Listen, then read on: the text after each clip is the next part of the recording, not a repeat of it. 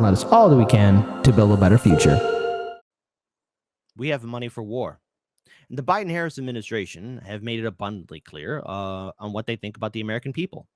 We are ruled by criminals. We are ruled by sociopaths. We are ruled by people who are owned by the top 1%. And again, a lot of these politicians, both Democrat and Republican, only care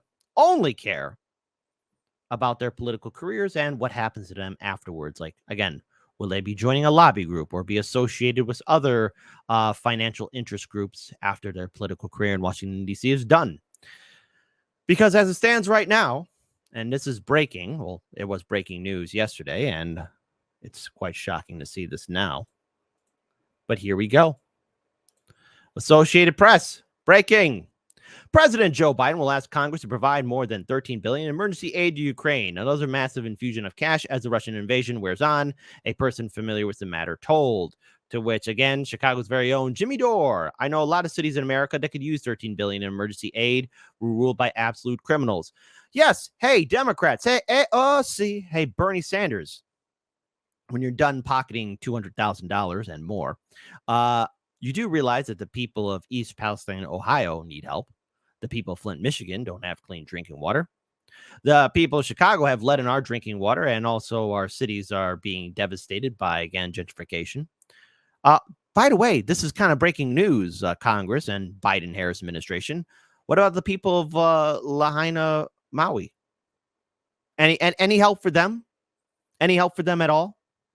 I brought this up on yesterday's show, and it's just interesting that we have politicians that don't give a damn. And so it's going to come up to us as people to take care of each other, because our politicians will not bail out the American people.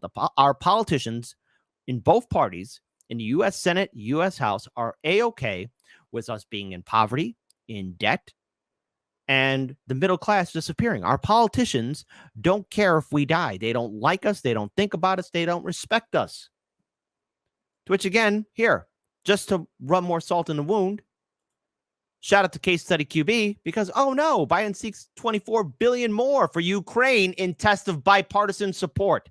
Let's play it. Shout out to Case Study QB. President Joe Biden has asked Congress to include $24 billion in additional aid for Ukraine as part of a new $40 billion spending package. Over $13 billion of that money would go towards military aid, with $8.5 billion marked for economic and humanitarian assistance. According to the New York Times, this is the only reason why Ukraine is around is because of the money we give their government. By the way, how's that oh so fantastic counter-offense going? From what I'm hearing, it has stalled, or dare I say it, it has fizzled away. We have no money for the people, but we have billions upon billions of dollars for war profiteers. It's the first time that the president has asked for more Ukraine aid since the Republicans took over the House. The previous packages had already been approved. This one seems a little more in doubt. So, which I have to say again, Jimmy Dore, I know a lot of cities in America that could use $13 billion in emergency aid.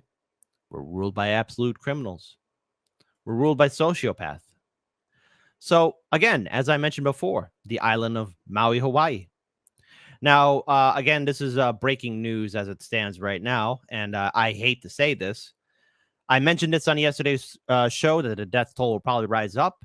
This is from RT, just to trigger the vote blue no matter who people, because, hey, Congress, the people of Hawaii could use this.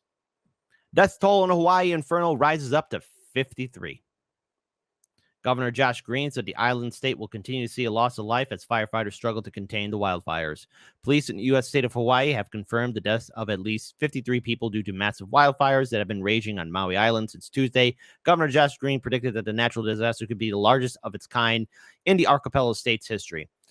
Condolences to the people who live in the great state of Hawaii. You are not alone. And again, folks, in the clip video that I posted, the aftermath of the wildfires, there are links to charity groups that you can go to if you can help out. And in this video segment as well, I'll be posting those links and pinning it in the top comment section as well. Congress will not bail us out. Congress will not help us. We have to help each other out. On Thursday, Maui County Police Chief John Pielter revealed that the death toll has risen from 36 to 53. When asked by reporters about the number of missing people, the official said, honestly, we don't know. And that is frightening. And I don't want to say this on the show, and I hope that number doesn't rise, but I hate to say it, that number is going to rise up, unfortunately. These wildfires, especially on Maui Island, have been absolutely devastating. They've displaced so many people. Communities have been forever damaged. And where's Congress? How about $13 billion in aid for the American people? Not just only for the people of Hawaii, but nationwide. Where's our relief, Congress? Where's our support, Congress? I want to pull up this video here of former Representative Tulsi Gabbard commenting on the tragedy. Let's play it.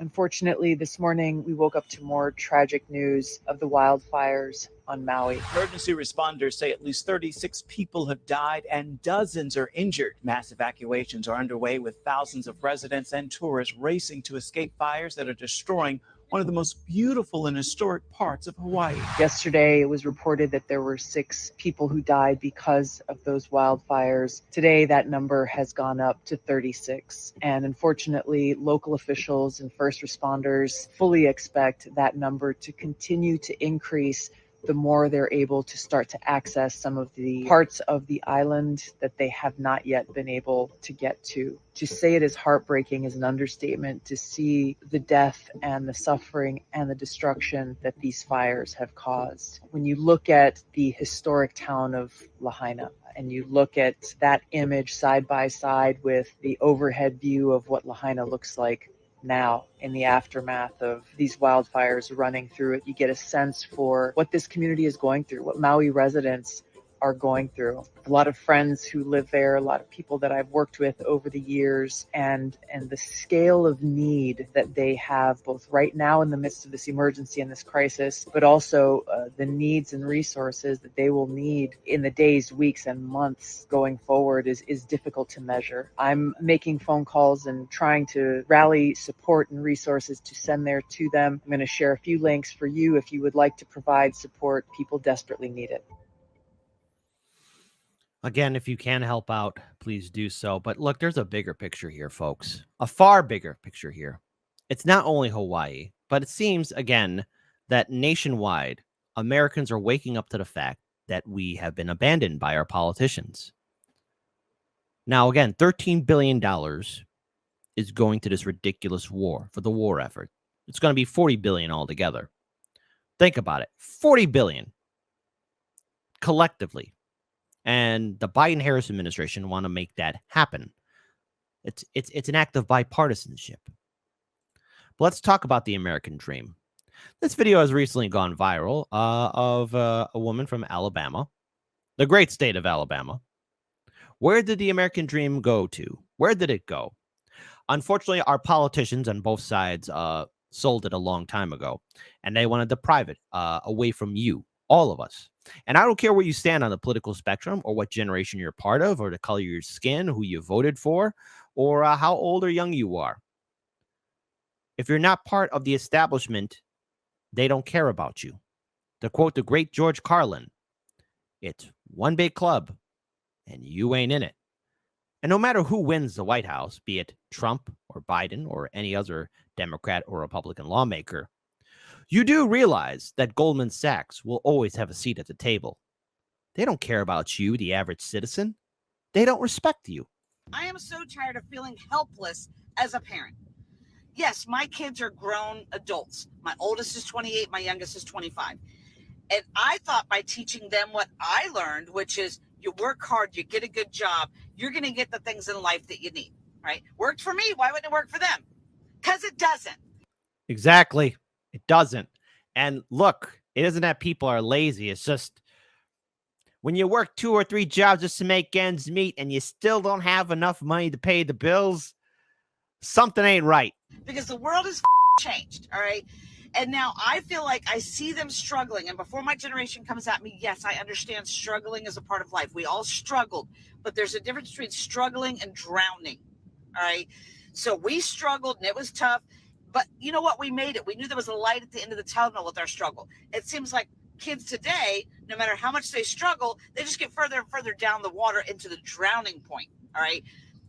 When I was their age, I was making less than $10 an hour, and I can afford to live on my own.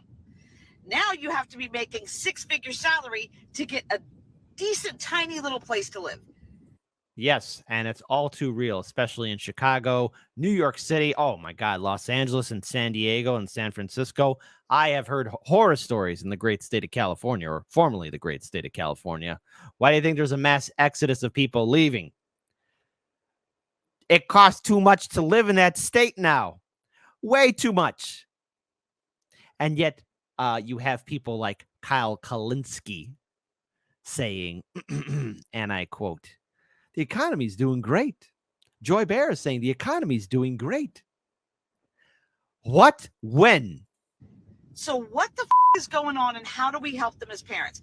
I told my son, all you have to do is work hard, go to college, or join the military like I did. He went to... Yeah. No bueno. Not going to happen. Don't go to college here in America. I'm not saying that. I don't want to be seen as somebody telling you that you shouldn't go to college, but go to college overseas. Go to a trade school. Go to apprenticeship. Hell, go to community college. But to the younger generation, Gen Z, and the generation coming afterwards, do not feed the college industrial complex. Starve it. Starve it. It might be too late for boomers, Xers, and millennials, but it's not too late for you. College, got his degree, got a full-time job. He moved back in with me right when he graduated from college because he said, hey, Mom, as soon as I get a job, which was within 2 weeks of him getting out of college, maybe take me 2 months and I'll save up enough money for me to move out. Okay, cool. It's been 10 months. He has saved almost every dime and still can't afford to live. Why are one-bedroom studio apartments almost $2,000 a month? Why? Like, I just don't get it. So I don't even think that there's even classes anymore. There used to be, upper class, middle class, lower class. It's literally turning into the ultra wealthy, and then everybody else is just poor. Yep. And the thing is, I encourage everyone across the political spectrum to wake up to the fact our politicians are A-OK with us being in absolute poverty. Now, the thing is, sometimes a broken clock is right twice in a day. Now, this is not an endorsement of her. However, I find it interesting because I'm going to do a comparison of what two people are talking about. Now, obviously, anything can be happening between now and what gets posted on social media, but I just like to pull up a comparison. What do you think is a huge priority right now, right? And again, let's pull this up here. This is of MTG, Representative Marjorie Taylor Greene. No. With seniors on fixed income barely able to afford rent because of high inflation, $32 trillion in debt, all-time record homelessness, and over 300 Americans dying every day because of Biden's pathetic border policies, we cannot afford to send $40 billion more to Ukraine. News: White House asks Congress for $40 billion in supplemental funding. Here's the breakdown: $13 billion for Ukraine on defense side. Look, if that counteroffense didn't work, throwing $13 billion at it ain't going to happen. Plus, here's military tactics and strategy 101. You don't tell your opponent, hey, we're going to do a counteroffense this week. It's sort of like you get in a bar fight and you say, I'm going to punch you with my right fist. I'm going to punch you. I'm going to punch you. And then they knock you out because they know you're going to swing at them with your right fist. $11 billion in economic humanitarian assistance. Boy, we could use that. $4 billion for the border, migration, and fentanyl. All right. And $60 million for wild land firefighter pay. All right. Well. Okay. Isn't that just special? Isn't that just special indeed? My God. What happened to us? So what do you think AOC is talking about? You think AOC is going to be talking about anything important? AOC. What are you talking about, AOC? Because again, Marjorie Taylor Greene, she makes a strong point. She makes a strong, reasonable point. A reasonable point. What do you think AOC is going to talk about? Do you think she's going to talk about something that's earth-shattering? You think she's going to talk about what's happening with the economy?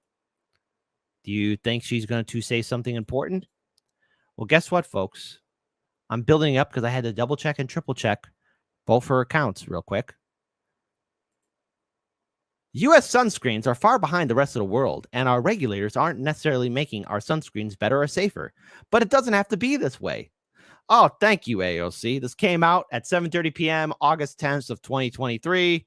Here, this is what we need to worry about.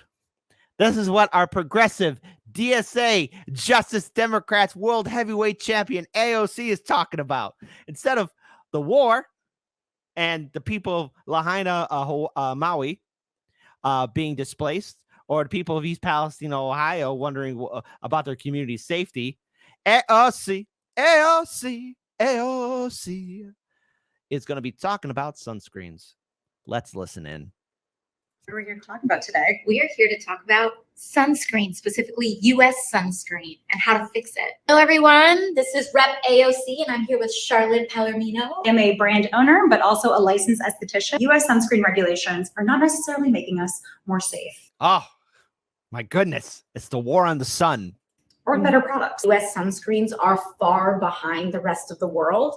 I was in South Korea earlier this year, and it is so clear how far advanced the rest of the world is on sunscreen, and we deserve better here in the U.S. How does the FDA regulate? FDA is different than the rest of the world in that we regulate sunscreen as a drug instead of a cosmetic. It's regulated as a drug, has far more stringent standards, far more testing, far more scientific and clinical trials that are required, which is good. We want to make sure that things are safe. However, sometimes that can add a AOC, listen, I'm so glad that you're worried about the safety of our skin, but what about our communities, the people that need money? Hey, Jose Vega, come get your girl. lot of bureaucratic and costs that prevent us from getting any sunscreen filters at all. And just for context, it has been since 1999. It was the last time that we had a new sunscreen filter in the United States. When we compare the US standards to European standards in 2017, a Sloan Kettering study found that only half of US sunscreens met European protection standards. Oh my God. So what can we do, AOC? Because look, hey, gotta look pretty for the Instagram. The thing though, there is something that we can do about this. Tell us. Congress has not been very aware of this issue, which is why there hasn't been a lot of momentum behind this issue. Oh Really, my it's God. not too corny. Please contact your member of Congress. Hey, AOC. AOC. Hold on. Better yet. Hey, AOC. Aren't you a member of Congress? Are you? Are you? Are you a member of Congress? Priorities, my lovelies. Priorities. Especially if your member of Congress sits on the Energy and Commerce Committee, they have jurisdiction over the FDA. However, any member of Congress can develop attention and draw attention to this issue, ask them to break through some of the regulatory barriers at the FDA and fund public research so that we can all enjoy the filters that develop out of the scientific process. Just need to make some noise about it. Totally. I mean, I love Korean sunscreens, but I want to buy this in the US. Why do we need to import them from all over the place? Yeah, why not? Why not? Hey, AOC, we're starving the streets. Here's sunscreen. AOC, my house is on fire. Here's sunscreen. AOC, I don't have clean drinking water. Sunscreen. Never before in the history of mankind has there ever been a bartender that served absolutely nothing to her people. Buddy Taylor says, it's a Barbie world? You better believe it, man. Hey, Oppenheimer, those nukes ready yet? Hit the switch. We got to start over again. But hey, look, again, shout out to Jose Vega. If AOC votes yes on this, I will fight to get her out of Congress. As you should. As you should. So shout out to Jose Vega. I hope you can. Because look, let's face it. We have absolute homelessness in this country. Shout out to Ryan Knight. Biden wants another $13 billion for Ukraine. Why it's a war profiting scheme. He hasn't made any calls for peace. Sending weapons has prolonged war and made U.S. weapons makers richer. This money should be used to end homelessness in the USA. And this is how bad it is. This is in Philly, I believe.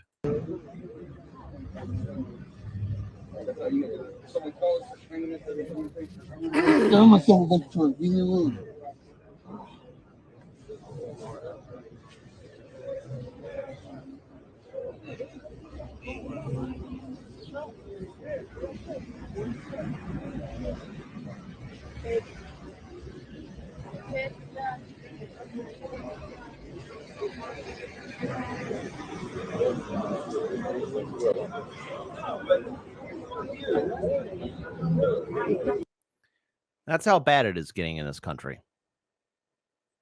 And there's places like this in Chicago, too. People don't talk about that. You think I'm over-exaggerating. I'm not. And then, and on top of that, the migration crisis that we have, and this is just a perfect powder keg that's ready to blow up because New York Mayor Eric Adams, if we don't get support we need, New Yorkers could be left with a $12 billion bill. As the day progresses. All of this overflow has prompted Mayor Eric Adams to ask for a federal state of emergency and for Massachusetts to declare one as asylum seekers flood their states and... Hey, AOC, none of these people have sunscreen. Where you at? Where you at, AOC? Sanctuary cities. Leadership pleading for help as the tab runs up. If we don't get the support we need, New Yorkers could be left with a $12 billion bill. That $12 billion bill, that's the cost for 3 fiscal years.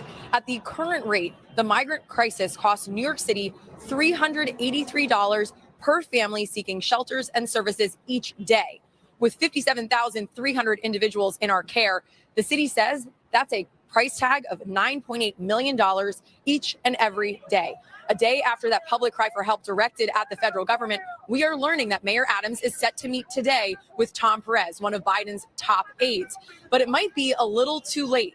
New Yorkers are frustrated that non-residents and non-citizens are getting so much help when there are New Yorkers suffering. Protesters shared as much outside of a hospital in Queens that is set to become a tent city for migrants. I want to pause here again. The American people are struggling to make ends meet. The American people are suffering.